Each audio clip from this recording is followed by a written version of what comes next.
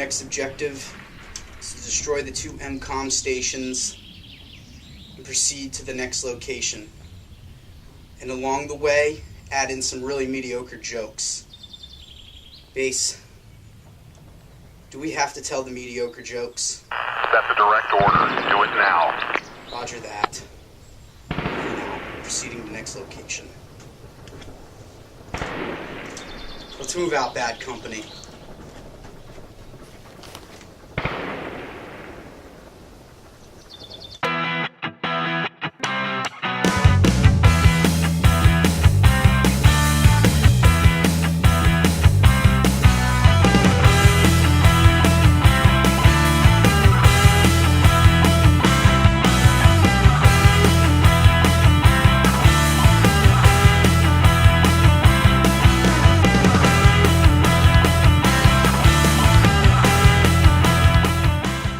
Hi guys, Video Game Viewer here with the review of BattleField Bad Company 2. Sorry it took me a little longer than usual to get the review up. I've been really sick, like verge of going to the hospital, kind of sick. So, apologize for the delay in getting the review up, but on to the review. The storyline of BattleField Bad Company 2, all the main characters from the first game are obviously in the second game, and this time they're globe-trotting, trying to track down a mysterious black ops weapon of mass destruction. They don't know what it is or what it does. All they're assigned to do is find it and return it to the US government for further research. That's all you know when you start out the game, and if I give you any more details, it's going to be like huge spoilers, so you're just going to have to play to find out the rest, but that's the basic gist of the game.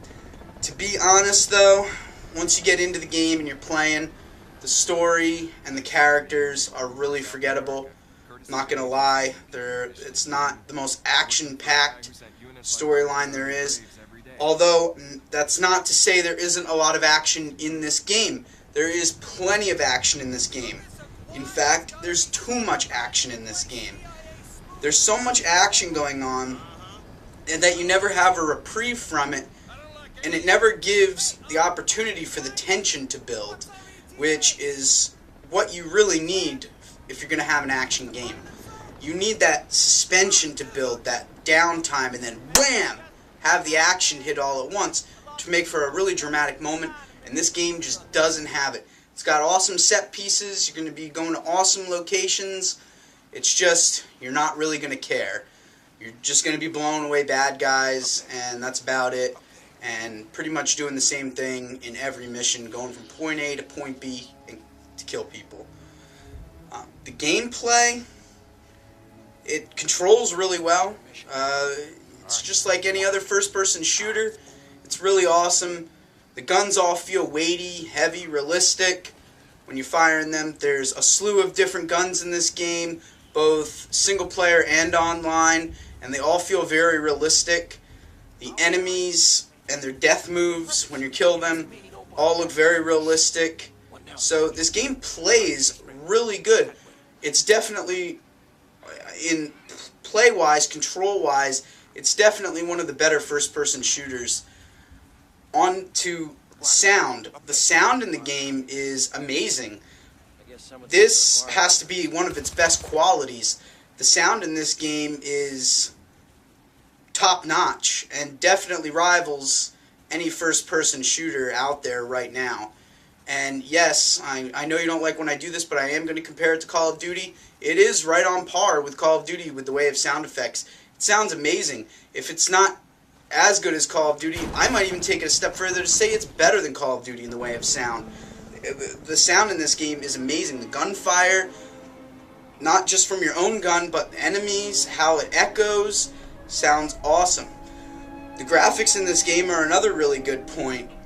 They're some of the best graphics for a first-person shooter this year, and I have no complaints in the graphics department. Everything looks awesome. There's huge vistas that you can look out onto when you're in the jungle, mountain ranges, when you're in some of the snow levels. This game is just eye candy, no matter where you look. The enemies all look really good. The AI partners that you have look good. Online looks awesome. And speaking of online, that's what you're really coming here to play. The storyline, if you're coming to play this game just for the storyline, you're not going to walk away satisfied. The online is really where it's at. It's got tons of vehicles to drive around in, tons of weapons and upgrades to unlock, and a lot of good game modes and a lot of good maps. I'm really happy with the maps. They're all different variety. None of them feel the same as each other, so that's really good. I really enjoyed the online experience, and I have no complaints in that department. So I'm going to give this game a 9 out of 10. This has been the Video Game Viewer. Thanks for watching.